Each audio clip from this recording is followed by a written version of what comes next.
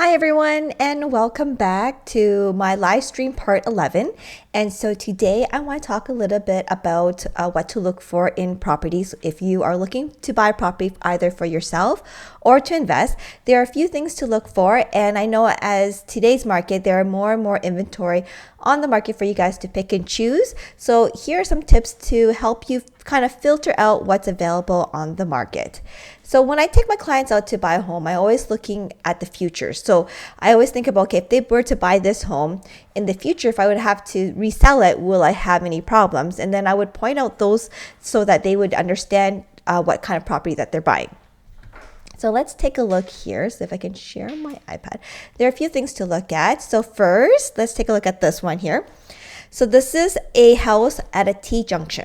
So either you believe in feng shui or not, it just doesn't really differ. I've sold T-junction homes in the past, and the one thing that I find that buyers will have problems with is that they believe that it is too much traffic, right? So sometimes there will be a stop sign here and a stop sign here and a stop sign here, right? So cars will be stopping right here and here and here, right? And so when there's a home here, like the buyers feel like there's too much traffic in front of their house, right? And so that's the ongoing feedback that I'll get when I'm listing a home that is at a T-junction. Yes, I'll have some people say that, in terms of feng shui, it's not good energy. They don't really like to be at the end of a T-junction. However, when people who are, don't even know anything about feng shui, they would come to this property. The feedback that I would particularly get is that they feel like the traffic there is too much and they don't like it. So here is what it looks like at I found a place that looks like, so here, this home here, and this home here would be considered at the end of a T-junction. And then, people feel like, if their kids are playing, here and the kids are playing here, they feel like, the traffic is too much. Although when I have sold these homes, and the homeowners of these properties say that when there's a stop sign here, of course, if there's a stop sign here and the stop sign here, the homeowners of these homes would tell me that actually it's a little bit safer because since all traffic stop before they pass their home, it's actually a lot safer than it is at other homes where there's no stop sign in front of them. But however, again, when listing this home, I find it more challenging to sell, and typically they will sell a little bit less than homes here or even here, right? How much less? Well, depending on the market. I've seen homes that are at the end of T-junction sell like 50,000 less than homes that are not at a T-junction. So that's one. Here's another example. So coming from above, looking at above, it's like this home here would be a T-junction, and this home here would be a T-junction right here. So those two homes. So let's just make that circle, this one there. Okay. So a T-junction is one of the things that you may want to look at if you're buying a home. It doesn't matter if you're investing it for yourself. Just understand that in the future that there may be a little bit more challenge, especially in the market when there's buyers having a lot of choices. For example, today's market where there's a little bit more inventory, buyers can pick and choose homes. And so when things like this come onto your kind of the checklist that they're looking at, they may avoid it. They may avoid it, which then makes your home a little bit harder to sell. So you can buy it, no problem. I have, obviously people are currently living in this home and this home and this home. There's people living in it. Just understand that if you do purchase it, it may be a little bit more challenging in the future to sell. And challenging always means that you would have to kind of reduce the price a little bit. And hence, if you're buying one of these, you may get a price reduction on it too. The next thing you want to look at if you're buying a home in today's market is railroad tracks. So here's a railroad track, and what we're looking for is homes that are close to railroad tracks. Now there's different ways to be close to railroad tracks. So if you zoom in here, these homes here are just facing the railroad tracks. See these homes here, they're just facing it. Oh, that's a big. Let me just make that a little bit smaller. Here we go. Okay, so these homes here, they're just facing the railroad tracks, right? Oh, still too big. Facing the railroad tracks. So they're not backing up onto the railroad track, which is good, right? Like it's better to be not close to railroad track due to, I guess, a lot of people believe it's too noisy, right? Sound wise, living in the home, a lot of people who lived in a home that's close to railroad track has always told me that they don't hear it if all the windows are closed. But if you're outside in the backyard, enjoying it, you may hear it. However, as these homes, you can see their backyard is over here, and so if you're in the backyard, you're not that close to the railroad tracks. Usually there's buffers if you were to back up onto it. So this is backing up, these homes here, oh, look at that. These homes here are backing into railroad tracks, but how you can see the buffer. There's a buffer here and there's a buffer here, giving you a little bit distance from the railroad track there, which is good, right? It's better than, being right up close. For example, homes that are right up close to railroad tracks, I have a sample right here. Homes that are right up to, this one's pretty close to the railroad tracks, right? And so noise, just usually noise, is what a lot of people are concerned about. Fences along the railroad tracks are typically a little bit higher and thicker, just to reduce the noise a little bit. And typically, if you were to buy a home close to a railroad track, you would see that your backyard is extra long than most people. And again, trying to give distance from the railroad tracks again, right? So here you can see here too that it's a little bit extra long, and then there's a buffer and then the railroad tracks, right?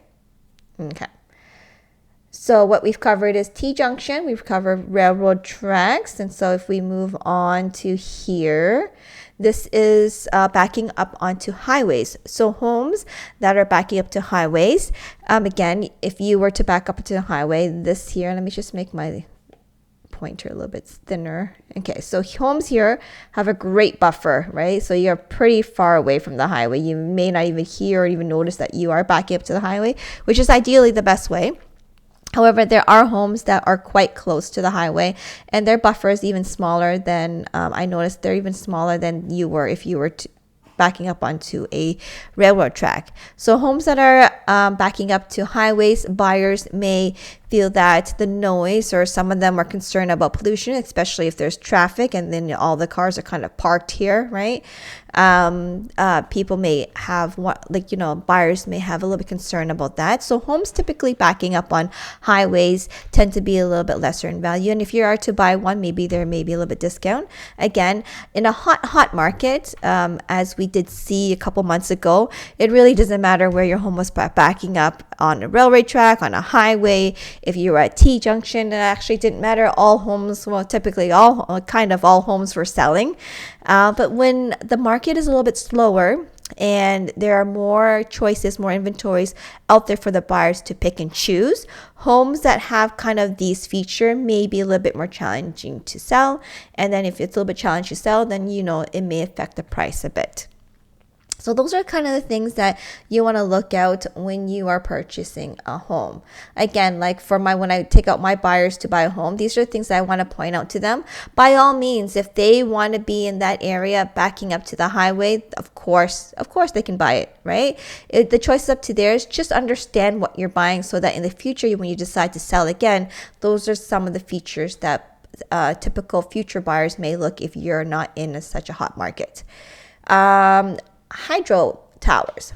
So in Canada, the government have, codes and regulation of how far you can be from a hydro tower. And is it safe to be living in these homes? Well, according to them, they had made specific distance in order to build a home for it to be safe. Now, concerns why is buyers may have the stigma that they may think it's still not safe to be living such distance from a hydro tower. So some buyers, again, if there's a lot of inventory, they may pick and choose, right? They may want to kind of live in this side rather than that house, rather than this one here, right? Again, that means this house will be a little bit more valuable, has a little bit more value than the house over here. Also, appeal wise, when people driving home, they kind of don't want to look at the hydro tower when they're coming home. Same thing if you're living in the house and you're looking out the windows, you don't want to be having this. People find it kind of an eyesore when they're living in the home, and so things like that will kind of affect your property value. Now, can you buy it again? Of course you can. Just keep in mind that in the future, if you were to sell in a slower market, these may be some of the issue that arises if you were to sell your home again, right? So that's facing hydro towers. Now backing onto hydro towers. So this home here, typically, there's backing. So this is the front of the house. And this is the back of the house. And so, you're quite good distance from the hydro tower. And this particular street is actually looks like an older neighborhood. So all the trees have grown in, which is great because then it would probably cover up the view of the hydro tower. And so it won't be such an eyesore. But in the wintertime, of course, when the leaves are falling down, you can see the tower really clearly. And, this home here may not be so affected by having the hydro tower more than these homes here will be directly behind, in front of it, behind it, a tower behind it, right? So, also, so again, these homes probably will be a little bit better than these homes here in value terms because, again, when there's many inventories for buyers to pick, they have pick and choose, right? And so they may have a choice of not picking one that's backing up onto a hydro tower. This home here, I'm just zoom in here a little bit. There we go. There is no mature trees. And so this is in plain sight. Sitting in your dining room, living room, bedroom, whatever it may be, it's in plain sight. So again, this here might be an eyesore and buyers may not typically like that. And so again, it may have, these homes may be lesser value than these homes over here. Yeah, and my iPad is lagging. That's okay. Right, so typically when you want to buy a home, you want to take a look around the area. This is Google Maps, which is great. Do an aerial view to see what's around your area, right? And so other things to look at is if your property is backing up onto industrial or commercial property, right? So right here is, I believe, a mall or plaza of some sort. And these homes here back up to it. Typically, when you back up again into railroad tracks, highways, or industrial, typically your backyard is a little bit longer than usual just to give yourself a distance from the, undesirable neighbors next door. Now, some people like it. They say that they love being behind industrial because then they have no neighbor, like there's no other people behind it, which is great. But again, the appeal wise, people don't want to look at behind a building. I guess they prefer to have luscious green or neighbors, other houses. But look at just appeal wise, buyers may not like it, right? So this one is not that bad, right? However, sometimes people are cross industrial. So this is like all industrial here, and there's our homes on the other opposite side. As you can see, there we go, opposite side. And again, it's just appeal wise, driving home, going home, you don't drive on a nice neighborly house. You go, you're driving past by, mechanics and warehouses and whatnot, and so the appeal of the street may not be such appealing. And then again, buyers in a slower market with lot of choices may not want something like that. They may want to be in a neighborhood that is a little bit more like home, not home, but more like what we call it, urbanized, right? Let me just see here. Oh, what's going on? I don't know how to use my iPad. Just 1 second. Okay, here we go. So, here's another example of a home being next to industrial. So this is a gas station, right? And you're just like right up against about it. And so that may be something to look at. You may not want to be right next to industrial. Again, appeal-wise, noise-wise, privacy-wise. Again, buyers, in typical market, they would probably prefer something else, and this may affect the value of your home. Okay, so next one here, backing up onto buildings, right? So these properties here may not have it so bad because they do have nice luscious green here to kind of cover up their backyard for all these neighbors here to be staring down at them. Instead of one neighbor, typically you have like 3 to 5 neighbors looking, attached to your backyard.